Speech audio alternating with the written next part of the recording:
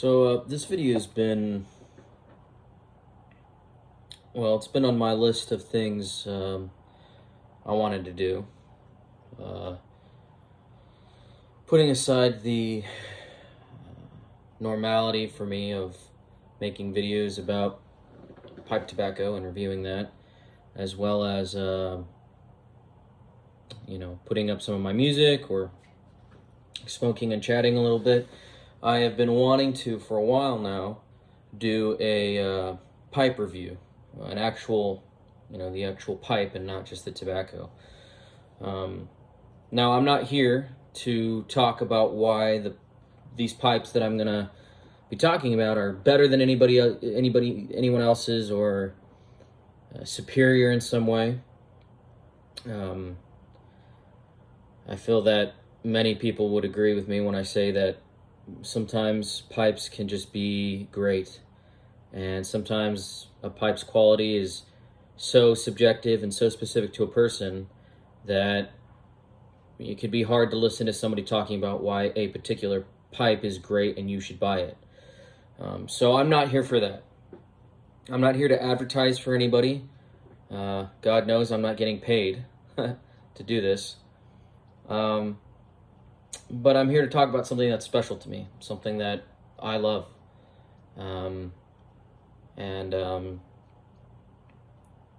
Like with any of my reviews, if I say that one particular blend isn't good or I don't like it, that doesn't mean that you won't like it.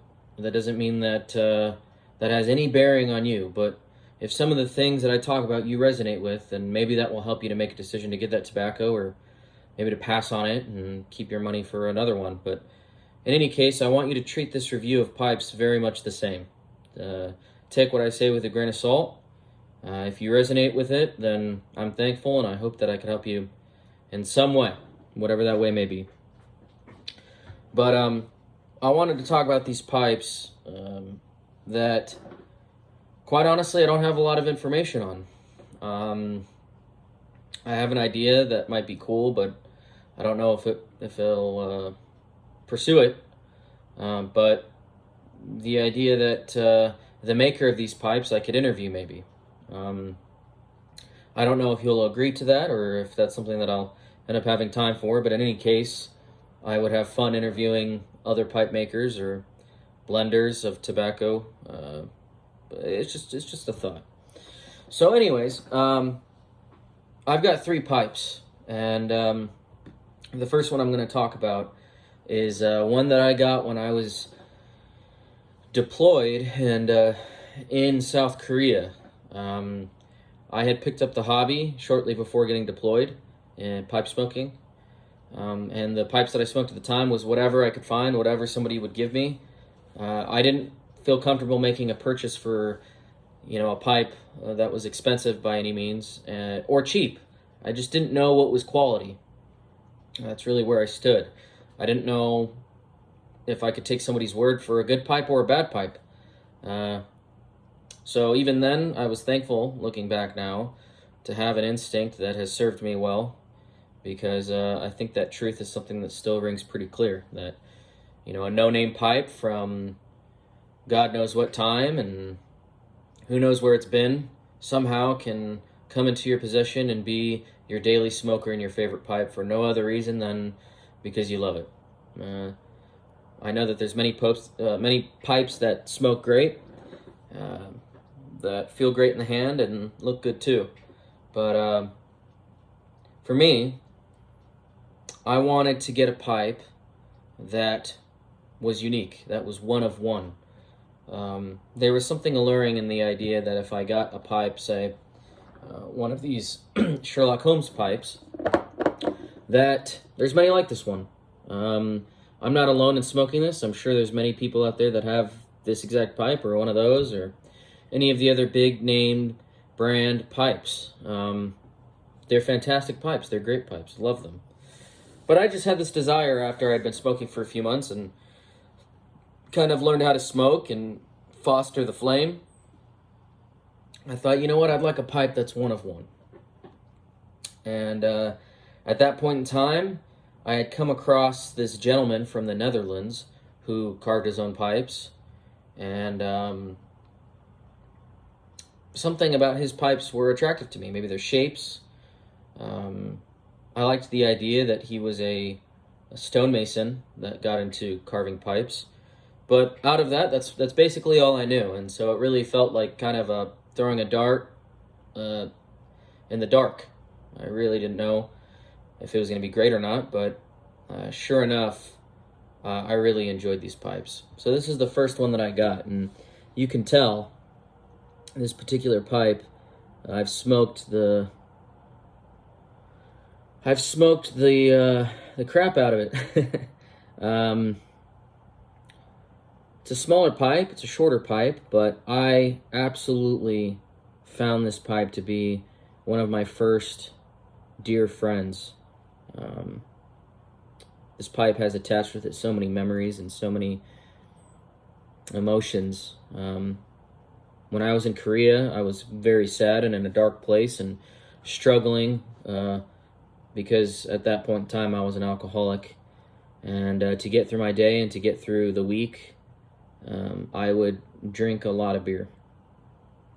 But when I had moments of clarity and moments of strength where I was able to turn from drinking alcohol and try to focus my thoughts into something positive, that I would not be there forever, and that despite how long I was there, it wasn't an eternity, that it would all be behind me. And so there was many times where I would wake up and I'd go and I'd sit and smoke, and I had this inkling to not just zone out, but appreciate things that otherwise we really don't think about. I think the term would be to smell the roses. I'd wake up early, and this would be on a weekend when I wouldn't have to work, and I'd go outside and open up my pipe roll, and the tobacco that I had at the time was very basic, Derringer by Cornell and Deal, or a Sam's Blend by the same company. And I'd load up the pipe and I'd smoke, and I'd just think about the dew on the grass or the breeze in the air, how the South Korean sun looked in the morning. But this particular pipe followed me home, and I had the joy of getting to smoke this and have that contrast, that interesting duality of this pipe carrying with it the negative emotions and feelings of being in Korea, deployed away from my wife and home, as well as being back home and being joyful and being thankful to be back home. I've dropped this pipe a dozen times. I've packed it too tightly, I've packed it too thinly. But there was just something that stood out to me about this pipe.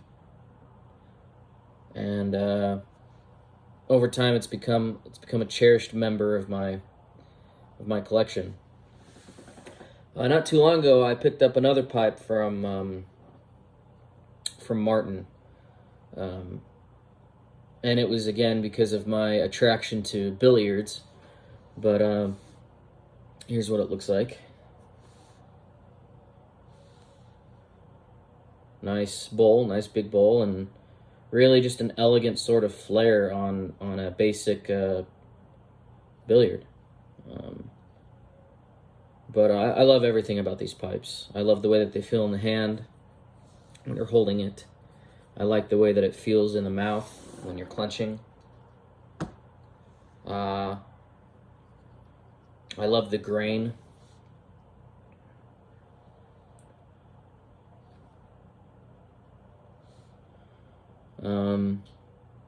And I love that nobody else has this pipe. Nobody else in the world has these pipes. That's the beauty of going to a carver or somebody who sells their pipes to themselves, who also carves their pipes.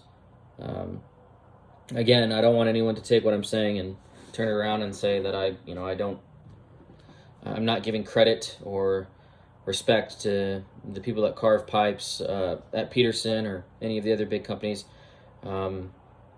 Let that be done away with, and look at the collection behind me, and you'll know that I am not partial.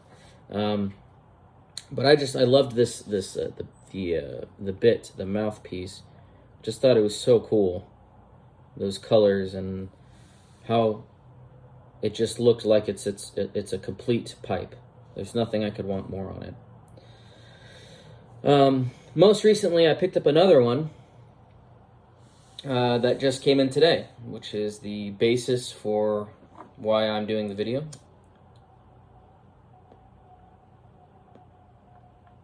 I smoked some Haunted Bookshop, and this one's so simple and gorgeous. Look at that grain. Absolutely love this one. This one is just, I have a sneaking suspicion it will become my favorite pipe. It is smaller. It's a little smaller, but it fits in the pocket. It holds just enough tobacco to enjoy sitting down and smoking. I couldn't be happier with it. I also got with it a matching stand, of course, made out of, I'm sure it's some sort of granite, but I just thought that this was too cool, the matching green with the mouthpiece. But yeah, it's such an interesting journey that we take when we acquire a pipe or when we see a pipe. And, it starts with seeing it first. You go to a pipe show or you go into a pipe shop and you see it. You see it at some angle or in some way. And there's something so incredibly complex that makes a person, an individual with all of their preferences and idiosyncrasies, look at a pipe and say, I have to hold it. I've seen many pipes that I loved the way that they looked, and then I picked them up and I held them, and there was something lacking. I have felt that many times. Some of these back here do that for me. I love the way that they look. I love the sterling silver band, and then I pick it up, and it just lacks something, and I can't quite verbalize what that is. But with these pipes, for me, there's just nothing lacking. I don't know what it is, and the smoking quality for me, I primarily smoke filtered pipes. In fact, I'm in the process of transferring all of my Petersons to have filters in them, because oftentimes the tobaccos that I want to smoke, I just don't have the time or the patience to cultivate them in a way where they become easily smokable and temperate to my mouth. But I find that the pipes that I go to that I want to smoke are ones that don't even have a filter. And I don't know how that works. I don't know, not to say that they somehow take away the bite or something. And I just don't seem to notice it or care about it, maybe. Perhaps it has everything to do with my preference on the pipe, and maybe it's some sort of a placebo effect in my mind or something. But all in all, I just wanted to show you guys these pipes that I enjoy smoking. I think they're my favorite pipes that I own. But that's it. And I hope to bring you more content in the future that you guys would enjoy watching. Let me know what some of your favorite pipes are. I would love to see them, but if you want to tell me what they are and why, I would love to be able to see maybe some of the interesting commonalities that we all share in our favorite pipes. So don't be afraid to join the conversation. Thanks for watching, and I'll see you soon.